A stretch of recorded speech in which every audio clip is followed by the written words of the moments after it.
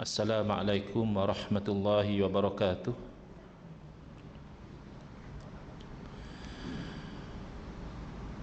Bismillahirrahmanirrahim. Alhamdulillahi rabbil alamin. Wa afdhalus salati wa atammu taslimi ala sayyidina Muhammadin wa ala alihi wa sahbihi ajmain. Rabbi shrah li sadri wa yassir li amri wahlul 'uqdatam min lisani yafqahu qawli. Subhanaka la ilma lana illa ma 'allamtana innaka antal alimul hakim. Allahumma akhrijna min zulumatil wahmi wa akrimna bi nuril fahmi waftah alaina bi ma'rifatil ilmi wa sahhil akhlaqana bil hilm waj'alna mimman yastami'una al-qawla fayattabi'una ahsana. Allahumma ati nufusana taqwaha wa zakkiha anta khairu man zakkaha anta waliyuha wa maulaha. Allahumma arinal haqqa haqqan warzuqna ittiba' wa arinal batila batilan warzuqna ijtinabah. Allahumma anfa'na bima 'allamtana wa 'allimna ma yanfa'una wa zidna ilman wa huda amma ba'd. Qala asy-Syekhul Mu'allif al-marhum as-Sayyid Muhammad ibn Alawi al-Maliki rahimahullah ta'ala wa nafa'ana bihi wa bi'ulumihi fid dharaini amin. Al-jannatu tahta aqdamil ummahati fa kaifa la takunu tahta amrin nabiyyi sallallahu alaihi wasallam. Alhamdulillah, muslimin muslimat, hadirin hadirat yang saya hormati, moga-moga kita semua dirahmati dan diberkati oleh Allah Subhanahu wa taala, dan moga-moga kita semua dikurniakan oleh Allah Subhanahu wa taala kefahaman yang baik di dalam urusan agama, dan dikurniakan oleh Allah keikhlasan yang menyeluruh di dalam menuju kepada ridha Allah Subhanahu wa taala. Alhamdulillah, malam ni insya-Allah kita menyambung pengajian kuliah maghrib bulanan hari Sabtu yang pertama anjuran Masjid Al-Ikhlas section 13 Shah Alam, menggunakan kitab Mafahimu Yajibu an Tusahhah, kefahaman yang wajib diperbetulkan, hasil tangan almarhum As-Sayyid Muhammad ibn Alawi al-Maliki rahimahullah ta'ala. Nuskhah terjemahan yang ada di tangan sebahagian daripada tuan-tuan, kita sampai ke muka surat 115 di bawah sekali itu, iaitu syurga di bawah telapak kaki ibu. Mengapa tidak boleh berada di bawah urusan Nabi sallallahu alaihi wasallam. Jadi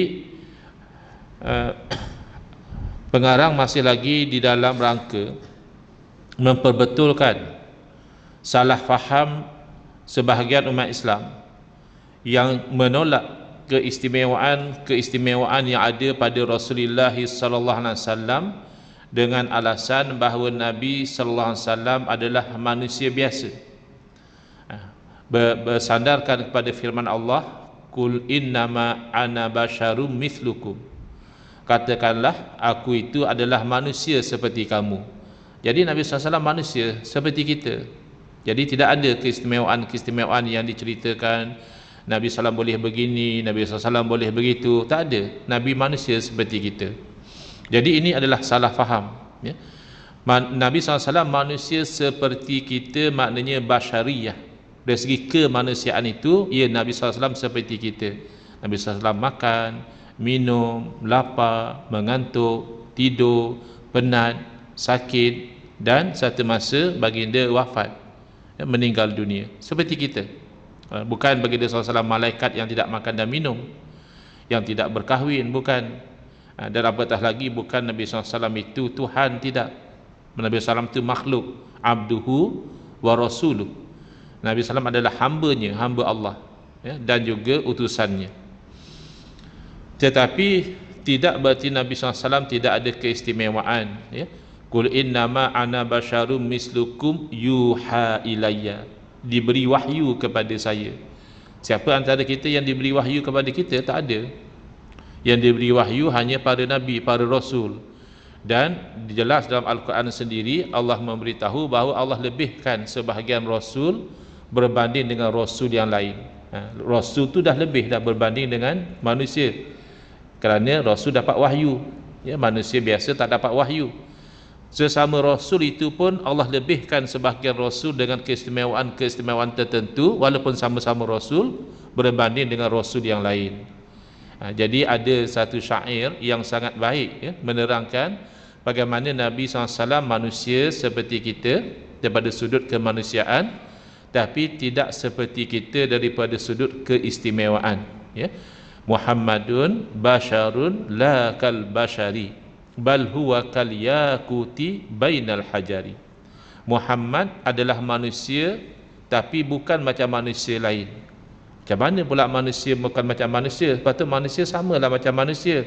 Lalu diberi perbandingan, bahkan baginda itu umpama batu yakut, dia kalangan batu-batu. Dia batu sama batu, tapi kan batu ini lebih bernilai daripada batu yang satu lagi. Batu yakut, batu delima dan sebagainya kan harganya mahal. Tapi kalau batu kerikil, itu kan tak ada harga sangat. Kot selori mahal lah. Kalau sekat sebutir dua butir apa harganya?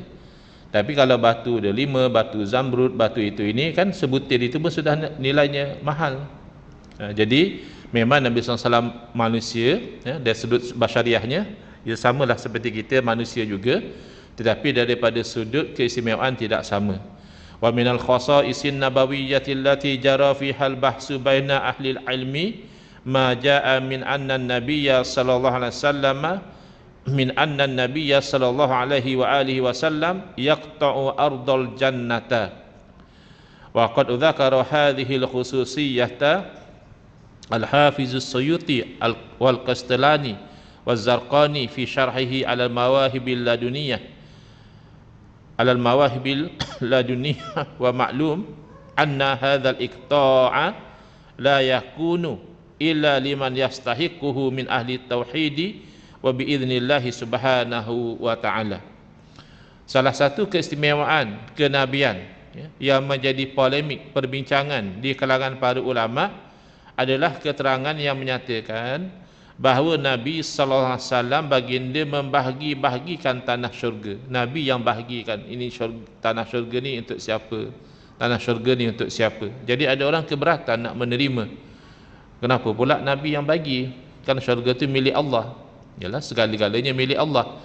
Tapi tidak menghalang bahawa Allah Ta'ala mengizinkan seseorang itu dari segi asbabnya memberikan apa yang Allah beri itu kepada orang lain, ya, macam di dunia sekarang lah, segala-gala dalam dunia ni milik Allah, tapi orang ni yang jadi asbab bagi duit kepada orang ni, orang ni yang bagi asbab bagi tanah pada orang ni, orang ni jadi asbab bagi projek kepada syarikat ini, ya, hakikatnya milik Allah semua. Yang gerakkan itu adalah Allah semua. Disebut oleh Al-Hafiz As-Suyuti dan Imam Qastalani telah menyebutkan keistimewaan ini dalam kitab yang menjadi syarah terhadap kitab Al-Mawahibul Laduniyah.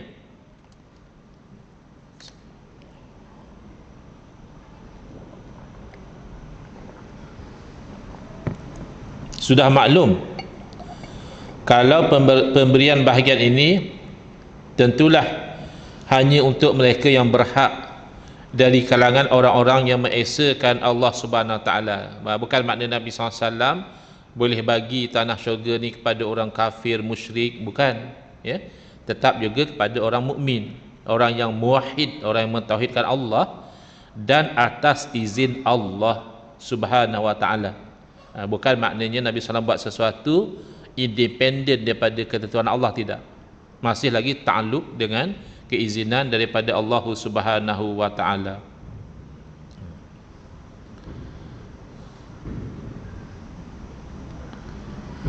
Wa imma min tariqil wahyi awil ilhami awit tafwidhi min Allah Subhanahu wa taala. Faqad asyara ila dzalika sallallahu alaihi wasallam biqaulihi innama ana qasimun wallahu yu'ti. Jadi macam mana Nabi SAW boleh bagi tanah syurga ni untuk orang ini, untuk orang yang satu lagi, itu macam mana? Jadi dijawab di sini sama ada dengan jalan wahyu ataupun ilham ataupun dengan Allah Ta'ala memberikan hak itu kepada Nabi SAW.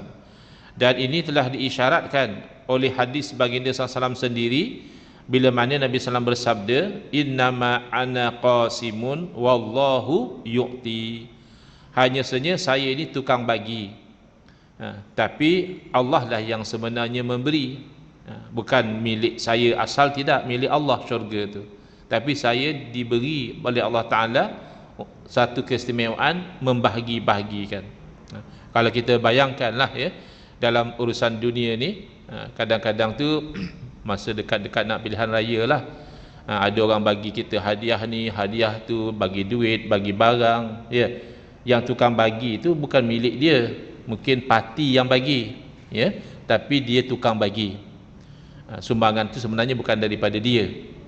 Ataupun nisbah misalnya dekat-dekat nak satu perayaan, misalnya datang wakil dari istana bagi hadiah kepada ahli qaryah, yang tukang bagi itu dia tukang bagilah, bukan milik dia, milik istana, tapi dia qasimun, tukang membagi, yang mengurniakan itu sebenarnya istana.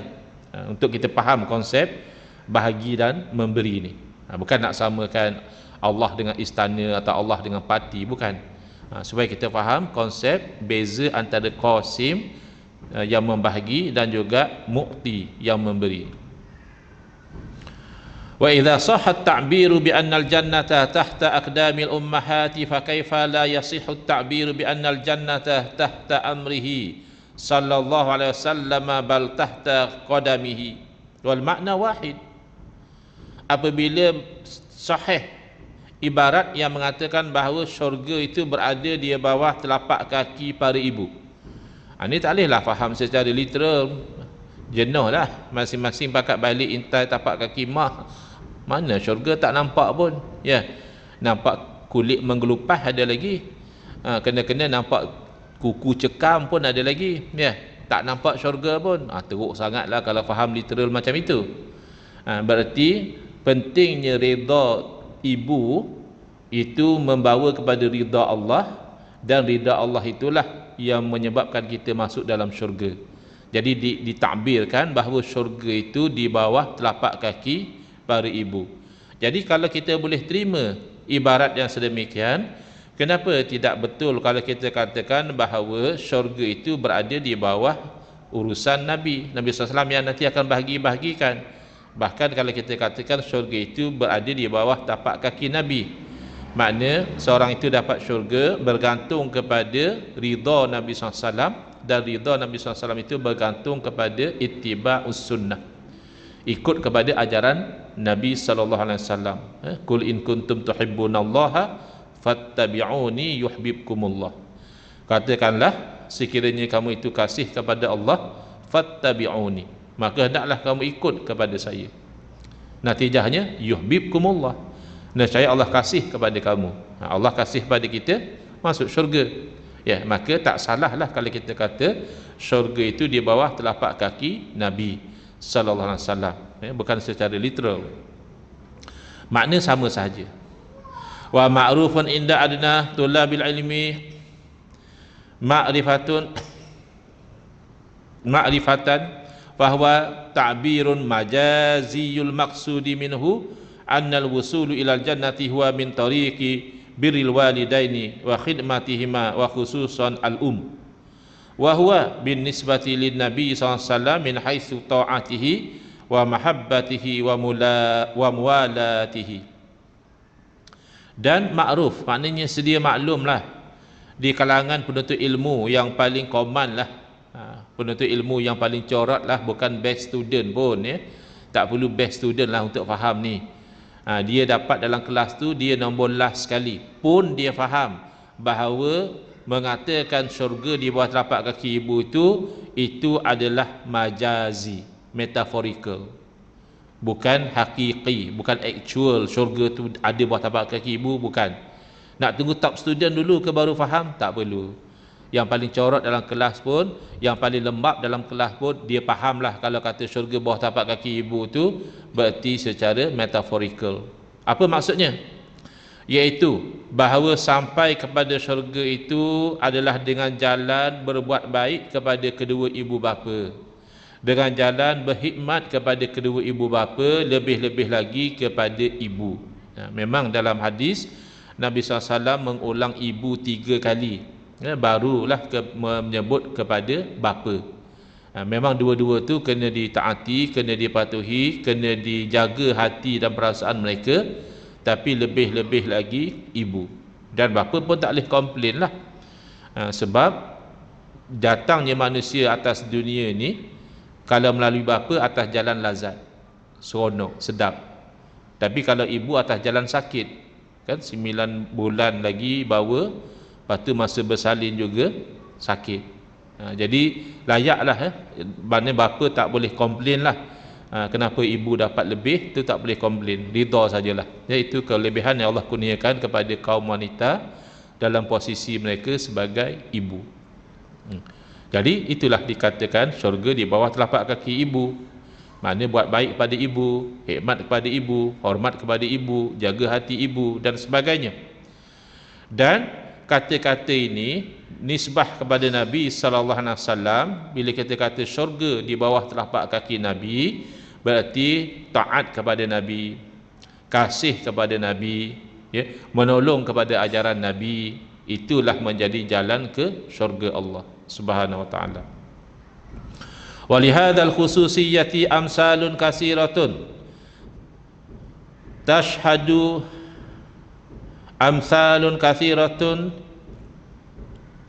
tashhadu lisihhatiha sanazkuru ahammaha.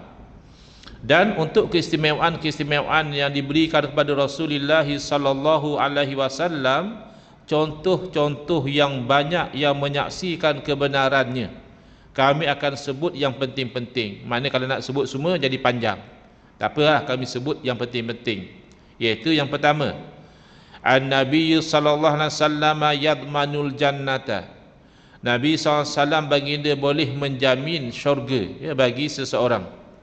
Wa ya'ti fi makna iqta'i ardil jannati dhamanatun Nabi SAW al-jannati li ba'dihim. Telah datang pada menerangkan, akan datang pada menerangkan makna membahagikan tanah syurga ni adalah jaminan yang diberi oleh Nabi SAW syurga kepada sebahagian umat. Tak semualah. Macam kita ni, memang kita harap masuk syurga, tapi ada jaminan ke? Tak adalah jaminan. Haraplah, sebab kalau tak masuk syurga, nayalah kita. Tempat satu lagi tu neraka. Kau ada syurga, neraka atau selain daripada keduanya tu, taklah bimbang sangat. Ni tak ada, dua je, syurga atau neraka. Tapi kata jamin, kita belum dapat jaminan. Tapi sebahagian daripada umat dijamin oleh Nabi sallallahu alaihi wasallam. Wa hadza ma hasala li ahli bai'atil aqabati. Dan inilah yang berlaku kepada orang yang bai'ah kepada Nabi sallallahu alaihi wasallam, iaitu bai'atul aqabah. Fa'an Ubadah bin As-Samit radhiyallahu anhu qala kuntu mimman hadaral aqabatal ula.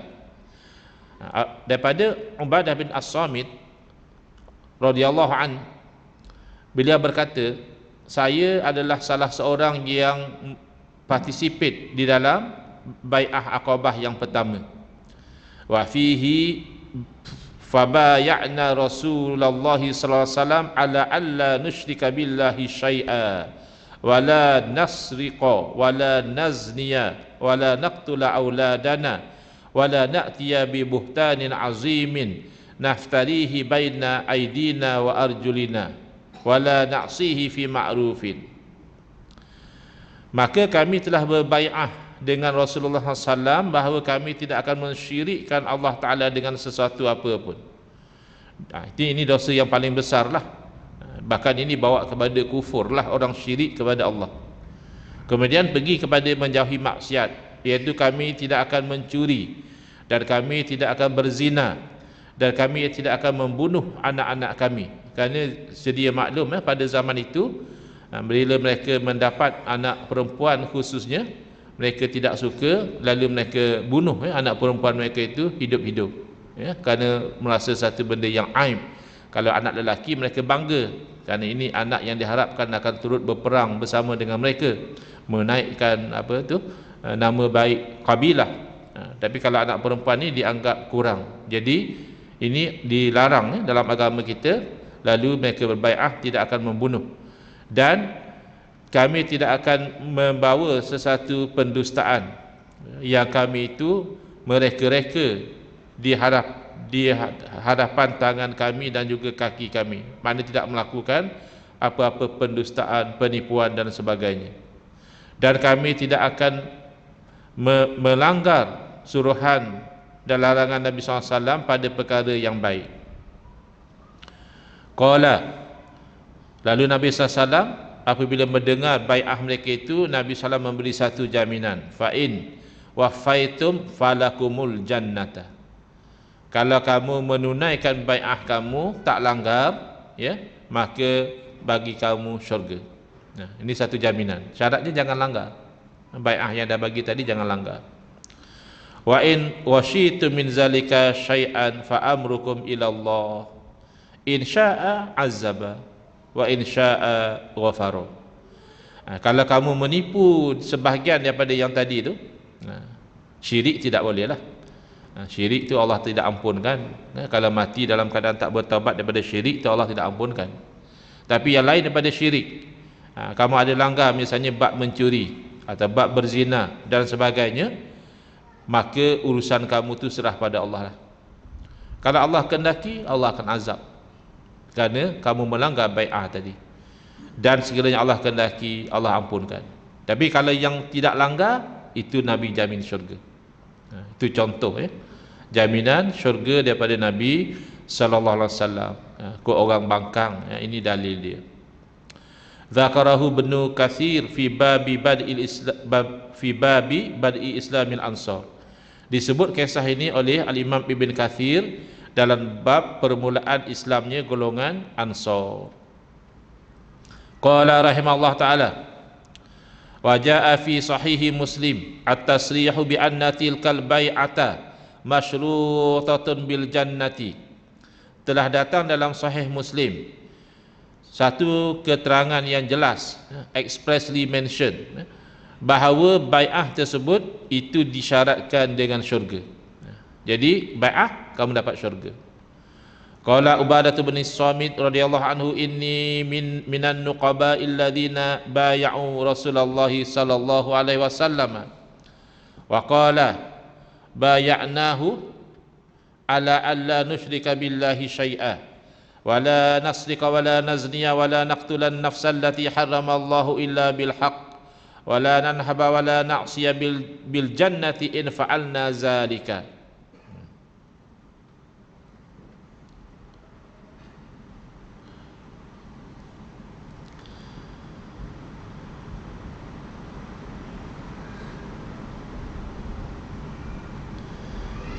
Ubadah bin Samit berkata, dalam terjemahan ni dia kata Sahih Bukhari, dalam yang Arab kata dalam Sahih Muslim, wallahu a'lam. Tapi dalam salah satu daripada dua sahih atau kedua-duanya terdapat keterangan yang jelas bahawa bai'ah di atas diberi jaminan syurga. Ubadah bin Samit berkata, saya termasuk salah seorang pimpinan yang membai'ah Rasulullah SAW. Kami membai'ah Rasulullah SAW untuk tidak menyekutukan Allah dengan yang lain, tidak mencuri, tidak berzina, tidak membunuh jiwa yang diharamkan Allah kecuali secara yang berhak, dan tidak merompak. Kami membai'ah beliau dengan jaminan syurga jika mematuhi isi bai'ah itu. Ini dalam Sahih Muslim, tetapi ada juga diriwayatkan dalam Sahih Bukhari, fi riwayatin annahu qala faman waffa falahul jannah. Dalam satu riwayat yang lain bahawa Nabi sallallahu alaihi wasallam bersabda, barang siapa yang memenuhi isi bai'ah yang telah diucapkan itu, maka baginya itu adalah syurga. Wa an Qutadah radhiyallahu anhu annahum qalu ya Rasulullah fama lana bidzalika in nahnu wafaina qala al jannah. Dan dalam riwayat daripada Qutadah radhiyallahu anhu bahawa orang-orang yang bai'ah ini bertanya kepada Nabi SAW, wahai Rasulullah, bila kami bai'ah ini apa yang kami dapat kalau kami tunaikan bai'ah kami? Lalu Nabi SAW menjawab, al jannah, yakni kamu akan mendapat syurga. Kita tak boleh lah. Jangan pula siapa undi parti kita jamin masuk syurga. Jangan. Kita bukan Nabi nak jamin-jamin orang, belum tentu undi parti masuk syurga ke masuk neraka. Ya.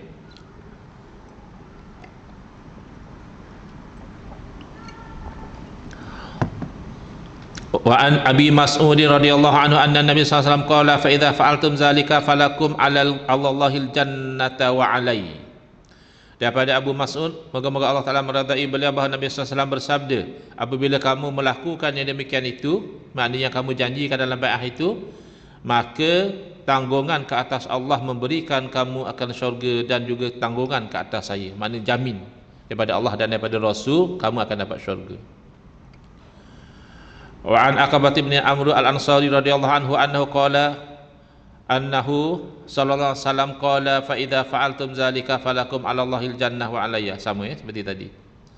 Wa an Abi Hurairah radhiyallahu anhu qala inna Rasulullah sallallahu alaihi wasallam a'tahu na'layhi fa qala lahu izhab faman laqita wara'a hadzal haiti yashhadu an la ilaha illallah fabashshirhu bil jannah. Nah, kadang orang sensitif dengan capal Nabi SAW. Kita yang memuliakan capal, hatta logo capal pun kita ada satu perasaan yang baik. Mereka gelar kita capaliun, dan mereka merendah-rendahkanlah, sebab kita ni memuliakan capal ataupun logo capal ya. Logo capal bukan kerana logonya, capal juga bukan kerana capalnya. Capal ya capal, pakai di kaki, mungkin kita kena najis, mungkin kita kena kotoran, tapi yang kita muliakan adalah Rasulullah sallallahu alaihi wasallam, sehingga apa sahaja yang ada kaitan dengan baginda itu mendatangkan rasa memuliakan dalam hati kita. Jadi satu hari Nabi SAW memberikan kepada Sayyidina Abu Hurairah radhiyallahu anhu dua selipar Nabi, dua capal Nabi beri, dan Nabi berkata, pergi bawa capal ni, barang siapa yang kamu jumpai ya di belakang daripada kawasan ini yang mana dia itu menyaksikan bahawa tiada Tuhan melainkan Allah, maknanya orang di kalangan orang beriman lah, kamu bawa capal saya ini pergi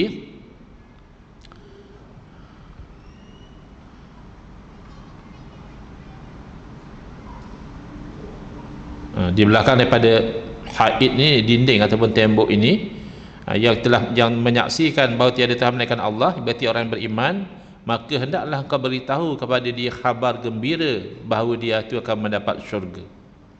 Ini Nabi SAW wakilkan kepada Sayyidina Abu Hurairah, suruh beritahu siapa yang kamu jumpa sambil bawa capal Nabi ni, dan orang tu orang beriman lah. Orang musyrik terkeluarlah, orang yang beriman, kamu beritahu kamu ni dia sudah dijaminkan syurga. Begitu. Ini keistimewaan oleh Nabi SAW lah ya. Kita tak mampulah, diri kita pun tak jamin masuk syurga, macam mana kita nak jamin orang lain pula masuk syurga? Kita cuma doa dan harap saja.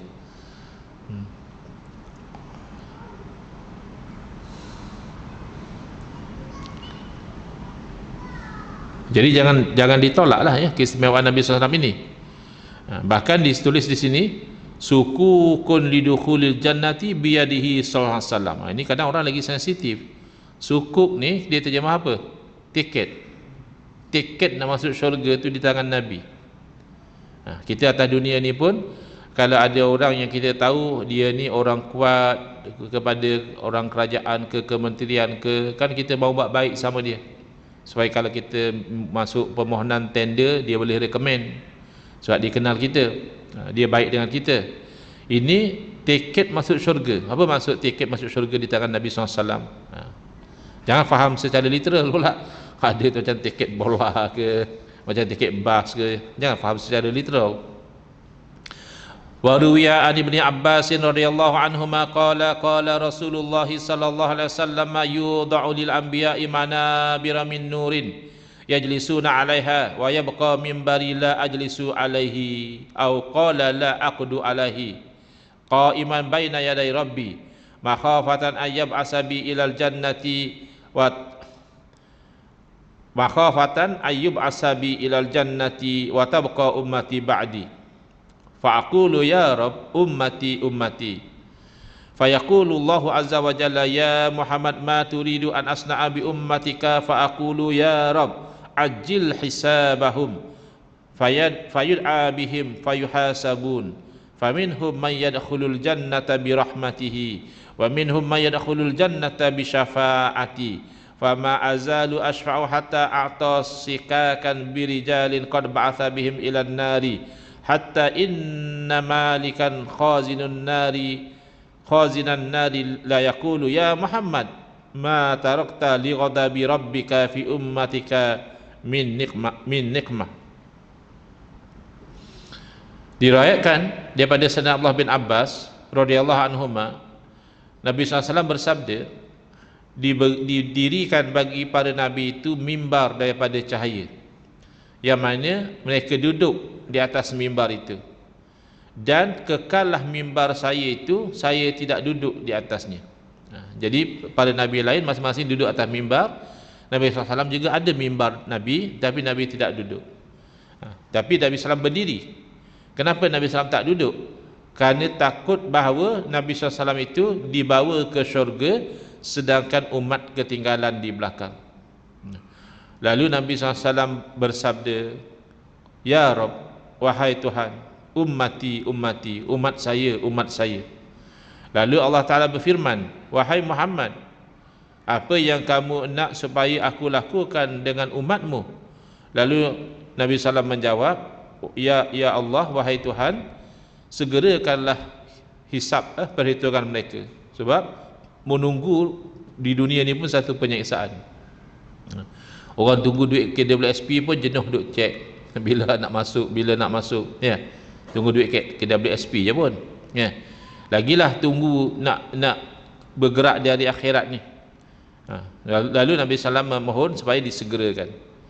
Maka ada di kalangan mereka yang masuk ke dalam syurga dengan rahmat Allah, dan ada di kalangan mereka yang masuk ke dalam syurga dengan syafaatku. Yang ini Nabi SAW yang mohon masukkan orang ini dalam syurga. Walaupun mungkin orang ini di dunia dulu ada dosa dan kesalahan, tapi dengan syafaat Nabi SAW ya, masuk syurga. Moga-moga kita semua ini tergolong daripada golongan yang mendapat syafaat Nabi SAW. Lalu saya teruslah memberi syafaat sehingga diberikan sikakan, ini kata tiket tadi, maknanya perlakuan untuk beberapa lelaki yang asalnya mereka ini telah dibangkitkan untuk dihantar ke neraka, tapi dengan syafaat daripada Nabi SAW mereka itu dimasukkan ke dalam syurga. Sehingga Malik, iaitu penjaga neraka, berkata, wahai Muhammad, kamu tidak tinggalkan untuk kemurkaan Tuhanmu pada umatmu tu sedikit pun. Maknanya kamu duk pi selamat semua, tak ada yang tersisa dengan sebab murkanya Allah Subhanahu Wa Taala. Ini menunjukkan keistimewaan Nabi sallallahu alaihi wasallam yang tidak ada pada manusia yang lain. Qala rahimallahu taala an-nabiy sallallahu alaihi wasallam yu'tiyul jannata. Nabi SAW mengurniakan syurga. Ini secara asbab ya, secara hakikat ya, syurga adalah kurniaan Allah. Jaa fi riwayatin an Jabir radhiyallahu anhu annahu qala faqulna fa'ala ma nubayuka. Daripada Jabir radhiyallahu anhu bahawa dia berkata bahawa kami SAW bertanya pada Nabi SAW, kami nak bai'ah kamu ni, nak bai'ah apa? Faqala ala sam'i wa ta'ati fil nasyati wal kasal wa 'ala an-nafaqati fil usri wa 'ala al-amri bil ma'ruf wa nahyi 'anil munkar wa lakumul jannah ila akhiril hadis. Jadi Nabi SAW menerangkan, kamu kena bai'ah kepada saya, pertama kamu kena dengar, jangan tak dengar cakap Nabi. Yang kedua, sudah dengar kamu kena taat, kamu kena ikut. Kemudian dalam keadaan kamu rajin atau malas, dengar dan taat ni kamu kena buat. Dan kamu mengeluarkan nafkah dalam keadaan yang susah ya. Dalam keadaan senang orang nak keluarkan nafkah, tapi dalam keadaan susah juga kamu membelanjakan fi sabilillah. Dan bahawa kamu itu menyuruh dengan yang ma'ruf, dan bahawa kamu itu melarang daripada yang munkar, dan oleh itu bagi kamu syurga. Ini lagi bagaimana Nabi SAW dikurniakan keistimewaan menjanjikan syurga kepada golongan tertentu. Jadi kata Al-Hafiz Ibn Hajar radhiyallahu anhu, untuk Imam Ahmad ada satu wajah yang lain dan satu riwayat yang sedikit berbeza, iaitu daripada Jabir, dia berkata adalah Al-Abbas mengambil tangan Nabi SAW, dan apabila kami selesai, Nabi SAW bersabda, akhaztu wa a'taitu, saya mengambil dan saya memberi. Maknanya jaminan syurga kepada sebahagian daripada umat. Maknanya akhaztul bai'ah, aku ambil bai'ah, wa a'taitul jannah, dan aku memberi syurga dengan izin Allah Subhanahu wa taala. Dan dalam riwayat yang lain bahawa Nabi SAW bersabda kepada mereka, kamu berbai'ah untuk dengar dan taat, lalu Nabi SAW bersabda walakumul jannah, dan bagi kamu itu syurga. Jadi ini semua bukti-bukti keistimewaan Nabi SAW dalam bab menjamin syurga bagi sebahagian umat. Wallahu a'lam. Bismillahirrahmanirrahim. Alhamdulillah bil alamin, wassalatu wassalamu ala asyrafil anbiya'i wal mursalin wa ala alihi wa sahbihi ajma'in. Allahumma shrah sudurana wa ahsin akhlaqana wa azim ujurana wa nawwir qulubana bi nuri hidayatika kama natarada bi nuri syamsika abadan abada bi rahmatika ya arhamar rahimin. Walhamdulillahi rabbil alamin. Assalamualaikum warahmatullahi wabarakatuh. Bismillahirrahmanirrahim. Alhamdulillahi rabbil alamin, wa afdalus salati wa atammu taslimi ala sayyidina Muhammadin wa ala alihi wa sahbihi ajma'in. Rabbi shrah li sadri wa yassir li amri wahlul 'uqdatam min lisani yafqahu qawli. Subhanaka la ilma lana illa ma 'allamtana innaka antal alimul hakim. Allahumma akhrijna min zulumatil wahmi wa akrimna binuril fahmi waftah alaina bima'rifatil ilmi wa sahhil akhlaqana bil hilm waj'alna mimman yastami'una al-qawla fayattabi'una ahsana. Allahumma ati nufusana taqwaha wa zakkiha anta khairu man zakkaha anta waliyuha wa maulaha. Allahumma arinal haqqa haqqan warzuqna ittiba'ah wa arinal batila batilan warzuqna ijtinabah. Allahumma anfa'na bima 'allamtana wa 'allimna ma yanfa'una wa zidna ilman wa huda. Amma ba'd. Qala asy-syekhul mu'allif al-imamu hujjatul islami Abu Hamid Muhammad ibn Muhammad al-Ghazali at-Tusi rahimahullah ta'ala wa nafa'ana bihi wa bi'ulumihi fid daraini amin. Fa'lam annaka fiha sadiqun wal hilatu tazliluha. Qala asy-syekhul mu'allif rahimahullah ta'ala wa nafa'ana bihi wa bi'ulumihi fid daraini amin. Fa in qulta inna hadhihi dabbata jamuhun wa bahimatun sa'batun syakisatun la tanqadu lil lijami, famal hilatu fiha hatta tumakkinuna minha hatta tamakkanna fi minha fa'lam annaka fiha sadiqun wal hilatu tazliluha hatta tanqadu lil lijami. Qala ulama'una radhiyallahu anhum innama yudhallalun nafsu wa yaksiru hawaha thalathatu asya.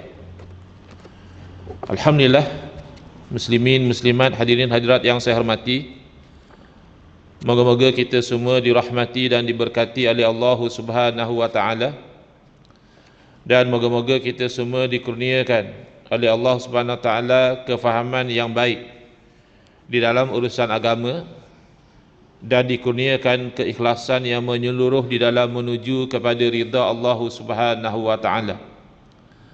Tuan-tuan yang ada kitab, boleh buka muka surat 156 ya, atau 155 bahagian bawah.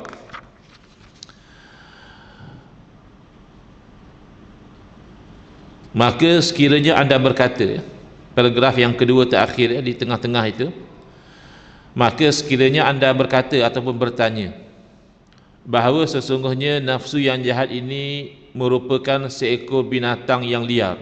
Ini adalah halangan yang keempat ya, daripada 4 halangan, dan ini yang paling susah. Ya, halangan pertama iaitu dunia diatasi dengan zuhud, ya, membuang kasih dunia dari hati. Halangan yang kedua iaitu manusia itu didepani dengan uzlah ya, ada masanya kita mengasingkan diri daripada manusia untuk mengelakkan kemudaratan. Yang ketiga adalah syaitan ya, kita hadapi dengan memohon lindung daripada Allah Subhanahu wa taala dan mengamalkan zikir dan sebagainya. Yang keempat ini nafsu, ini yang paling susah.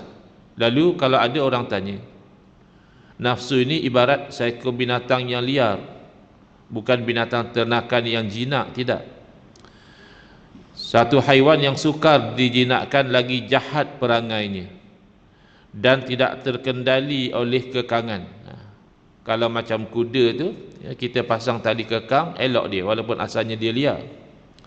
Ini nafsu susah, nak kekang pun susah. Maka apakah hilah ikhtiar dalam menghadapi nafsu ini? Sebab dia sebahagian dari diri kita. Dunia itu masih sesuatu yang di luar daripada diri kita. Manusia masih merupakan orang lain, bukan diri kita. Syaitan memang makhluk yang entiti yang berbeza, yang kita kalau mampu kita nak bunuh syaitan pun kita bunuh kalau kita mampu. Tapi nafsu tak boleh. Macam mana kita nak bunuh nafsu? Nafsu itu sebahagian dari diri kita dan kita perlu kepada nafsu. Nak hidup perlu ada nafsu. Bayangkan orang kalau dah hilang nafsu makan, bahaya juga. Nanti boleh datang penyakit, mungkin dia boleh jadi lemah, bahkan boleh meninggal kalau tak makan. Kalau tidak ada nafsu syahwat seksual, tu tak berzuriat kita. Nak kahwin kena ada nafsu syahwat, kena ada keinginan. Jadi macam mana tu? Apakah hilah ikhtiar di dalam kita menghadapi nafsu ini sehingga kita boleh menguasainya? Adapun nafsu menguasai kita tu biasa, kita biar saja cukup, tak perlu susah payah. Nafsu akan menguasai kita. Tapi kita nak menguasai nafsu tu macam mana teknik dia? Maka ketahuilah, kata Imam Ghazali rahimahullah ta'ala, bahawa anda adalah seorang yang benar dalam menyatakan tentang nafsu itu. Jadi bila awak describe nafsu itu sebagai haiwan yang liar, binatang yang jahat, awak betul. You are correct. When you describe nafsu in that way, you are correct. Betul lah tu. Dan jalan ikhtiarnya, terpaksalah kita menguasainya terlebih dahulu sehingga ia terkendali oleh satu pengawal. Selagi tidak dikuasai, selagi itulah kamu tidak akan berjaya. Maka telah berkata ulama kami, ulama una di sini maksudnya ulama sufi, ulama tasawuf radhiyallahu anhu, moga-moga Allah redha kepada mereka, bahawa untuk menundukkan hawa nafsu dan memecahkan keinginan jahatnya itu ialah dengan 3 perkara.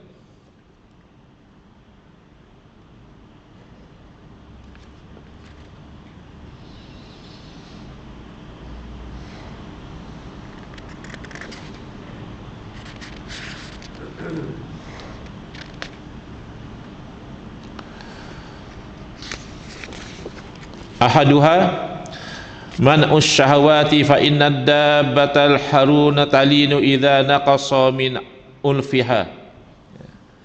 Pertama, kita terpaksa menahan keinginan nafsu syahwat.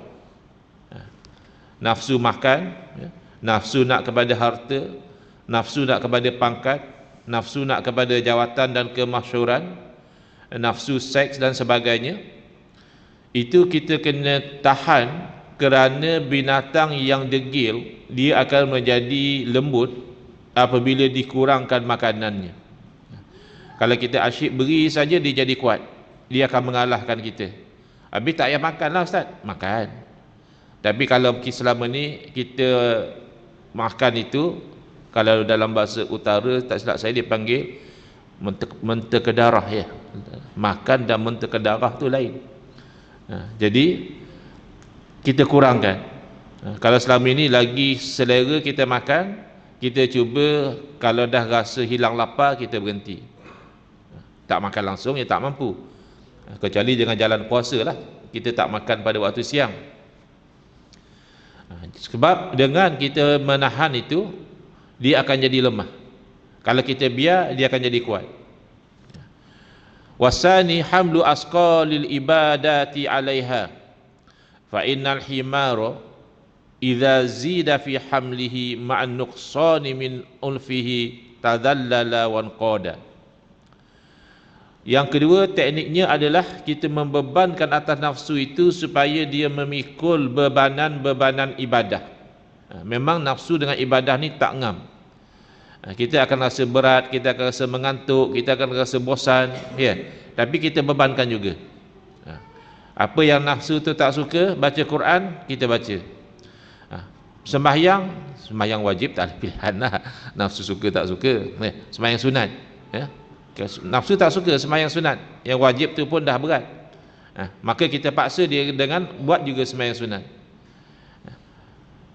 Lalu zikir, lagi nafsu tak suka. Zaman kita sekarang ni bukan nafsu je tak suka, orang lain pun tak suka. Berzikir dilarang, ini bid'ah, Nabi tak buat, macam-macam lah. Maka kita zikir, biar dia tu ada aktiviti-aktiviti yang membebankan dia. Ibarat binatang himar, kaldai. Kaldai ni kan dia agak degil. Kalau dia buat perangai, dia tak nak bergerak, ya, tak nak buat kerja, dia degil. Jadi himar ni apabila ditambah bebanan atas belakang dia tu, serta dikurangkan makanannya, masa tu dia mahu tunduk dan menurut perintah tuannya. Jadi nafsu tu dibandingkan ibarat keldai. Kalau bagi makan banyak-banyak dan tidak tanggungkan dia dengan apa-apa, dia jadi degil, dia jadi liar. Tapi kalau letak barang tanggungan atas belakang dia, dan makanan tu tak banyak, dia akan jadi tunduk patuh. Wasalisu al-isti'anatu billahi azza wa jalla wa tadarru'u ilaihi bi'ayyu'inaka wa illa fala makhlaso. Yang ketiga, ini hakikat, ya. Yang pertama dan yang kedua itu usaha ikhtiar, ya. Sekat dia, ya, jangan makan banyak sangat, jangan berhibur banyak sangat, jangan ni banyak sangat. Suruh pula paksa dia buat ibadah, zikir, baca Quran, solat sunat, ya, dan sebagainya. Yang ketiga ni kaitannya dengan hakikat. Hakikatnya apa? Wala haula wala quwwata illa billahil aliyil azim. Hakikatnya kita manusia ni tidak ada daya upaya kecuali dengan kurniaan daripada Allah Ta'ala, ya. Jangan kata nak buat benda sunat, nak buat benda wajib pun kita tak termampu kalau tidak Allah Ta'ala tolong kita. Maka disitulah kita kembali kepada hakikat, iaitu memohon pertolongan daripada Allah Azza wa Jalla. Dan kita merendahkan diri kita. Kita rasa, kita tahu kita ni lemah, kita ni tidak ada daya upaya, maka kita mohon kepada Allah supaya Allah menolong anda. Dan jika tiada pertolongan Allah, maka tidak ada tempat selamat lagi lah. Kalau Allah tak tolong, memang kita akan kalah dengan nafsu. Kerana apa? Cuba lihat, alangkan seorang nabi, seorang rasul, iaitu Nabi Yusuf alaihissalam, apabila Allah Ta'ala selamatkan, ya, daripada godaan wanita yang cantik, ya, untuk berzina. Ini godaan yang sangat berat lah bagi seorang lelaki, ya. Kalau perempuan tu tak cantik, mungkin tak berat sangat. Ya, aku tengok pun tak lalu. Ya. Tapi ini perempuan cantik. Sudahlah cantik, yang ada kedudukan, ya, yang ada keturunan, yang ada posisi. Tiba-tiba ajak berzina. Ya, ini kita jangan cubalah. Memang fadilatnya besar, ya. Siapa yang dalam keadaan macam itu tiba-tiba dia berjaya menahan diri dia, inni akhafullah, sesungguhnya aku takut kepada Allah, dia akan dapat naungan pada hari kiamat, ya. Yang 7 golongan tu yang dapat naungan pada hari kiamat, ya, pemerintah yang adil, orang yang bergantung hati dengan masjid dan sebagainya. Salah seorangnya tadilah, aku nak cubalah, jangan, tak berbaloi. Risiko mencuba tu sangat tinggi. Ustaz kah, ulama kah, ya, orang ahli zikir kah, tak perlu cuba, kerana kemungkinan kalah tu besar. Tetapi Nabi Yusuf AS sebagai seorang Rasul yang maksum, ya, yang Allah pelihara daripada dosa dan kesalahan pun, Nabi Yusuf AS menyebutkan sesuatu yang mengisyaratkan kepada hakikat, iaitu innan nafsa la'ammaratum bisu illa ma rahima rabbi. Jadi ini dirakamkan dalam Al-Quran, ya. Kata-kata Nabi Yusuf AS, sesungguhnya nafsu itu benar-benar sangat menyuruh dengan yang jahat-jahat, kecuali yang diberi rahmat oleh Tuhanku. Jadi kita ni by default, kita ni akan jadi hamba nafsu. By default kita ni akan kalah dengan nafsu. Jadi yang selamat tu illa, pengecualian, yang exceptional, iaitu yang dikurniakan rahmat oleh Allah Subhanahu Wa Taala, maka orang ini akan selamat daripada hawa nafsu. Fa idza wazabta ala hadhihi al-umuri thalathati in qadat lakan nafsu al-jamuhu bi iznillahi azza wa jalla. Apabila kamu berkekalan melakukan 3 perkara ini, ya, kita jangan bagi sangat apa yang nafsu nak. Tak bagi langsung, ya tak boleh, bagi juga, tapi kawal, jangan banyak sangat bagi apa yang nafsu nak. Kemudian kita tanggung dengan tanggungan-tanggungan yang berat, iaitu tanggungan ibadah, dengan tilawahnya, dengan zikirnya, dengan solatnya, ya. Kemudian yang ketiga, kita sentiasa tadarruk, memohon dengan penuh rendah diri kepada Allah Ta'ala supaya bantu kita. Kita kena ingat, kita ni helpless, kita ni nothing, ya. Hanya kan Allah bantu kita, kita mampu. Kalau Allah tak bantu, kita akan gagal. Sentiasa kita ulang 3 perkara ini, sehinggalah nafsu itu tunduk patuh kepada kamu dengan izin Allah. Fahina izin tubadiru ila antam likaha wa tuljimuha wa ta'mana min syarriha.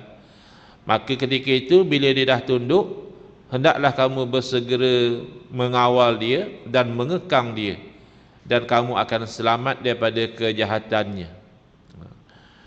Jadi lawan daripada ikut nafsu adalah takwa, ya. Kalau kita kata tadi, halangan dunia dihadapi dengan zuhud, ya. Halangan manusia dihadapi dengan uzlah, halangan syaitan dihadapi dengan memohon pertolongan daripada Allah, ya. Membezakan antara ilham daripada Allah dan juga bisikan daripada syaitan. Kerana syaitan ni kadang-kala hasutan dia itu dalam bentuk kebaikan, tapi kebaikan itu sebagai umpan yang nak mengheret kita kepada kejahatan. Dan yang keempat ini, nafsu dirawat dengan takwa. Fa in qulta fabayyin lana al-ana ma huwa taqwa hatta na'lamahu. Sekiranya kamu bertanya, lalu terangkanlah kepada kami sekarang takwa itu apa dia, supaya kami dapat tahulah. Suruh takwa tu apa dia? Fa'lam awalan anna taqwa kanzun azizun fala in zafarta bihi fakam tajidu fihi min jauharin syarifin wa ilkin nafisin wa khairin kathirin wa rizqin karimin wa fawzin kabirin wa gunmin jasimin wa mulkin azimin. Ketahuilah yang pertama sekali, bahawa takwa ini merupakan pemahadaraan yang sangat agung.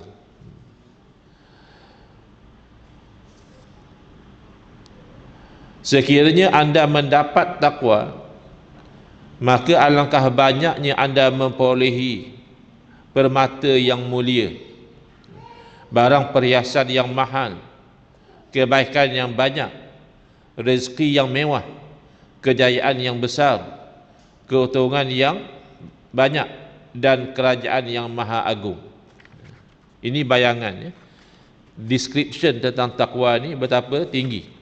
Kalau kita perasan, khutbah Jumaat itu tidak sah melainkan pada kedua-dua khutbah itu ada berpesan dengan takwa Allah. Ayuhan nas ittaqullah. Tiap-tiap minggu wajib khatib berpesan dengan takwa Allah. Kerana ini nilai dia. Kalau dapat takwa ini, seperti mana segala kebaikan dunia dan akhirat dikumpulkan, lalu dijadikan di bawah sifat takwa ini. Sifat yang satu ini iaitu takwa. Betul ke? Cuba lihat. Wa ta'ammal ma fil Qur'ani min zikriha. Perhatilah macam mana takwa ini disebut dalam Al-Quran. Fakam allaqa biha min khairin. Betapa banyak digantungkan dengan takwa itu kebaikan. Wa kam wa'ada 'alaiha min ajrin wa sawabin. Dan betapa banyak Allah Ta'ala menjanjikan dengan takwa itu pahala dan juga ganjaran. Wa kam adhafa ilaiha min sa'adatin. Dan betapa banyak Allah Ta'ala menyandarkan kepada takwa ini kebahagiaan. Wa ana a'uddu laka min jumlati hasnatai asyrata khislatin. Dan saya, yakni Imam Ghazali rahimahullah ta'ala, saya akan membilang buat kamu daripada apa yang ada dalam Quran ini 12 ciri, 12 keuntungan takwa. Awaluha al-midhatu was-sana'u. Yang pertama, pujian dan juga sanjungan. Qala Allah Ta'ala, wa in tasbiru wa tattaqu fa inna dhalika min azmil umur. Dan sekiranya kamu bersabar. Kita ni dalam hidup dua saja. Pertama, kita jumpa benda-benda yang menggembirakan kita. Lalu macam mana nak jadikan benda itu baik? Syukur. Yang kedua, kita berjumpa dengan benda-benda yang menyakiti kita, menyedihkan kita. Macam mana nak jadikan benda itu baik? Sabar. Jadi sekiranya kamu sabar dan bertakwa, maka sesungguhnya itu daripada azmil umur. Apa terjemahan dia? Perkara yang sangat dicita-citakan. Sabar dan takwa. Yang kedua, wasani al-hifzu wal hirasatu minal a'da. Yang kedua, kita akan dapat pemeliharaan dan juga penjagaan daripada para musuh. Kita hidup atas dunia ni tak sunyi daripada musuh. Kadang-kadang musuh dalam keluarga kita sendiri, kadang-kadang musuh di luar, kadang-kadang musuh dalam negeri, kadang-kadang musuh daripada luar negara. Qala Allah Ta'ala, wa in tasbiru wa tattaqu la yadurrukum kaiduhum syai'a. Dan sekiranya kamu bersabar dan bertakwa, nescaya segala tipu daya mereka itu tidak memberi mudarat kepada kamu sedikit pun. Jadi musuh ni macam-macam cara. Ada cara yang terang-terangan dia menyakiti kita, ada cara yang sembunyi, ada cara dengan hasutan, ada cara dengan fitnah dan sebagainya. Macam mana kita nak selamat? Iaitu dengan takwa, sabar dan takwa. Tipu daya kita tak boleh nak elak. Kita nak suruh orang semua jadi baik, semua orang tolong kita, semua orang sayang kita, semua orang ikhlas dengan kita, tak mampu. Akan ada orang yang jahat, ada orang yang nak khianat pada kita, ada orang yang sanggup fitnah kita. Itu luar kawalan kita. Yang dalam kawalan kita adalah kita itu sabar dan bertakwa kepada Allah. Wasalisu at-ta'yid wan nusratu. Yang ketiga, kelebihan takwa adalah mendapat sokongan dan pertolongan daripada Allah Ta'ala. Qala Allah Ta'ala, Inna Allaha ma'al ladhina taqaw wal ladhina hum muhsinun. Sesungguhnya Allah Ta'ala bersama dengan orang yang bertakwa. Bersama di sini bukan maksudnya bersama dengan zat. Allah berada bersama-sama dengan orang takwa, bukan. Maksudnya adalah pertolongan dan sokongan Allah itu Allah kurniakan kepada orang yang bertakwa dan orang yang muhsinun, orang yang melakukan ihsan, kebaikan. Wa qala ta'ala wallahu waliyul muttaqin, dan Allah lah penolong kepada orang yang bertakwa. Allahumma ja'alna minal muttaqin.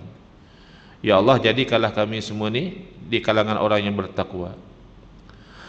Warabi'u an-najatu minasyada'idi warizqu minal halali. Fadilat, kelebihan yang keempat, bertakwa adalah kita akan selamat daripada segala kesukaran dan akan dikurniakan rezeki yang halal. Qala Allah Ta'ala, wa may yattaqillaha yaj'al lahu makhrajan wa yarzuqhu min haitsu la yahtasib. Dan barang siapa yang bertakwa kepada Allah, nescaya Allah akan jadikan baginya makhraj, jalan keluar. Kita hidup atas dunia ni akan ada tersekat di sini, terhalang di sini, ya. Tapi kalau kita takwa, sentiasa akan ada jalan keluar. Dan Allah akan berikan rezeki daripada sumber yang dia tidak sangka-sangka. InsyaAllah, ya, dalam kehidupan kita ni ada masa-masa Allah kurniakan rezeki memang kita tak pernah sangka, kita tak pernah plan, tiba-tiba dapat rezeki. Moga-moga itu tanda kita itu orang yang bertakwa. Moga-moga. Ini dikenali juga sebagai ayat 1000 dinar, ya. Elok kita amalkan ini, baca ayat ini. Tapi kadang-kadang orang salah faham, ayat 1000 dinar ni dia tulis, dia framekan cantik-cantik, dia gantung dekat cashier restoran ke mana ke, dengan angan-angan dia akan dapat rezeki yang banyak, ya. Tak salah lah nak gantung ayat Quran tu, tak salah. Tapi jangan menyangka gantung itulah yang mendatangkan rezeki ni. Sebab man di sini man syartiyah, man syarat. Kita bukan terjemah siapa. Kalau ada orang ketuk pintu, man, tu kita tanya siapa, nak tahu siapa yang ketuk pintu. Tapi man di sini bukan man istifham, bukan man nak bertanya.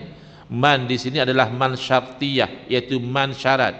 Kalau kita terjemah dalam bahasa Melayu, kita tak boleh kata siapa, kita kena kata barang siapa. Barang siapa yang bertakwa kepada Allah, bukan barang siapa yang gantung ayat 1000 dinar. Syaratnya kena bertakwa kepada Allah. Barang siapa yang bertakwa kepada Allah, nescaya Allah akan bagi dia itu jalan keluar, dan Allah akan berikan kepada dia rezeki daripada sumber yang dia tidak sangka-sangka. Jadi gantung ayat Quran tu untuk ingatkan kita supaya bertakwa. Kotlah nak tipu pelanggan ke, ya, nak kurangkan timbangan ke, ya, kita tengok ayat Quran tu teringat, tak jadi. Tu tujuan dia. Bukan semata-mata gantung terus dapat fadilat ini, tidak. Wal khamisu islahul amali. Qala Allah Ta'ala, ya ayyuhalladzina amanu taqullaha wa qulu qawlan sadidan yuslih lakum a'malakum. Yang kelima, kita akan jadi elok amalan kita. Dengan takwa tu amalan kita jadi elok. Wahai orang-orang yang beriman, hendaklah kamu bertakwa kepada Allah, dan hendaklah kamu bercakap percakapan yang elok, yang betul. Kita manusia ni kadang bila kita emosi, bila kita marah, kita cakap lebih daripada yang sebenar. Jangan. Kita mula reka-reka cerita, nak puaskan nafsu marah kita. Jangan. Wa qulu qawlan sadida. Katakanlah percakapan yang tepat, yang elok. Dan nescaya Allah perelokkan bagi kamu amalan kamu. Bila kita bertakwa dan kita jaga tutur kata kita, ya marah tu biasa. Manusia ni memang ada perasaan marah, tapi jangan sampai marah kita itu menyebabkan kita cakap benda yang bukan-bukan. Jaga, maka Allah akan perelokkan amal-amalan kita. Wasadisu ghufranuz zunubi. Kebaikan yang ke-6 adalah pengampunan dosa daripada Allah Ta'ala. Qala Allah Ta'ala, wa yaghfir lakum dzunubakum. Dan kalau kamu bertakwa, nescaya Allah akan ampunkan bagi kamu segala dosa-dosa kamu. Kita manusia yang tidak maksum, dosa hari-hari. Sama ada kita taubat ataupun dengan jalan takwa, Allah ampunkan dosa kita. Wasabi'u mahabbatullah.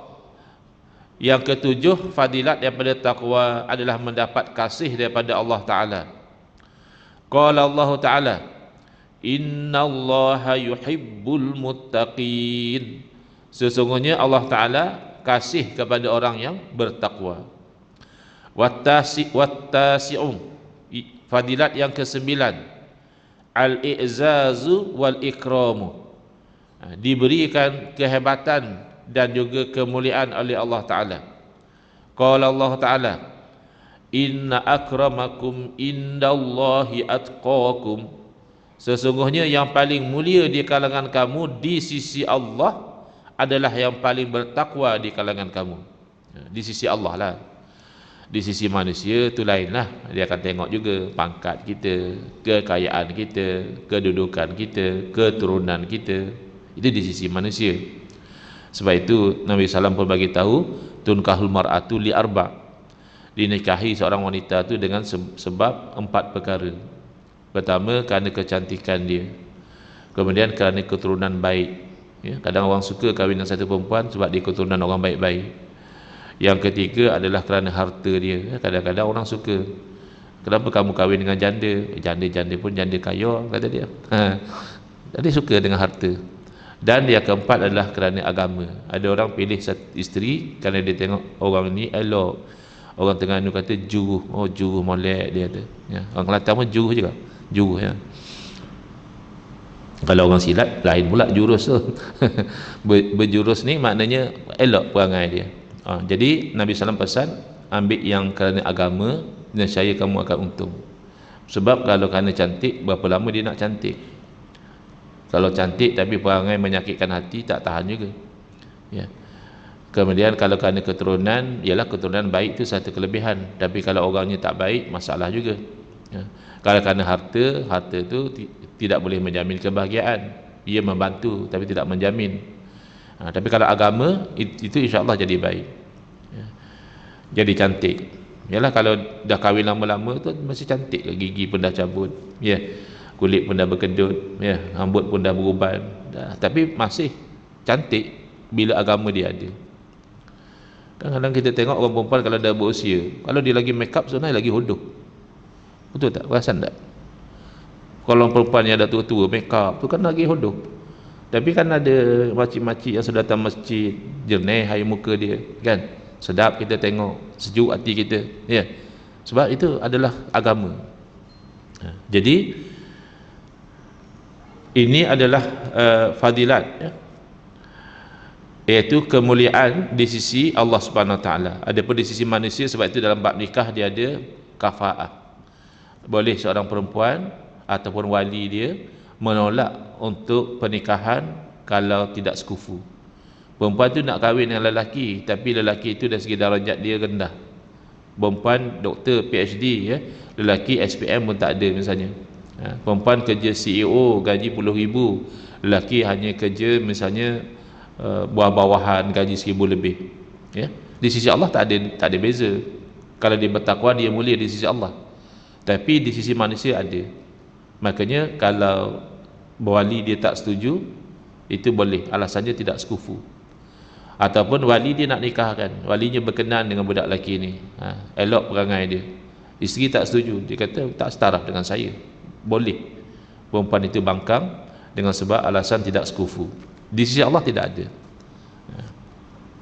Sama je, yang lebih yang bertakwa. Wal ashiru al bisyaratu indal maut. Kelebihan yang ke-10 daripada takwa, mendapat perkhabaran gembira ketika akan mati. Qala Allah Ta'ala, alladzina amanu wa kanu yattaquna lahumul busyra fil hayatid dunya wa fil akhirah. Bagi orang yang beriman dan mereka itu bertakwa, mereka itu mendapat perkhabaran gembira di kehidupan dunia dan juga di akhirat. Wal hadi asyar, kelebihan yang ke-11, an-najatu minan nar. Alhamdulillah, selamat daripada api neraka, nak apa lagi? Kalau selamat daripada api neraka, maksudnya masuk syurga. Qala Allah Ta'ala, summa nunajjil ladzina taqau. Kemudian kami menyelamatkan orang yang bertakwa. Sebab kita manusia ni, muslim ke kafir, soleh ataupun asi, semua akan lalu atas neraka. Bukan kata awak orang soleh tak payah lalu, tak, kena lalu. Bila lalu, kemungkinan jatuh tu ada. Tapi Allah Ta'ala selamatkan daripada jatuh dalam api neraka ini allazina taqau, orang-orang yang bertakwa. Wa qala ta'ala wa sayujannibuhal atqa, dan kami akan jauhi api neraka itu orang-orang yang bertakwa. Wasani asyar, yang ke-12 dan yang terakhir yang disebut oleh Imam Ghazali rahimahullah ta'ala, al-khuludu fil jannati, iaitu nanti akan kekal tinggal di dalam syurga. Qala Allah Ta'ala u'iddat lil muttaqin. Nah, itulah syurga yang disediakan bagi orang yang bertakwa. Wallahu a'lam. Bismillahirrahmanirrahim. Alhamdulillah bil alamin, wassalatu wassalamu ala asyrafil anbiya'i wal mursalin wa ala alihi wa sahbihi ajma'in. Allahumma shrah sudurana wa asin akhlaqana wa azim ujurana wa nawwir qulubana binuri hidayatika kama tarda binuri syamsika abadan abada birahmatika ya arhamar rahimin. Walhamdulillah rabbil alamin. Amin ya rabbal alamin. Wal afu minkum.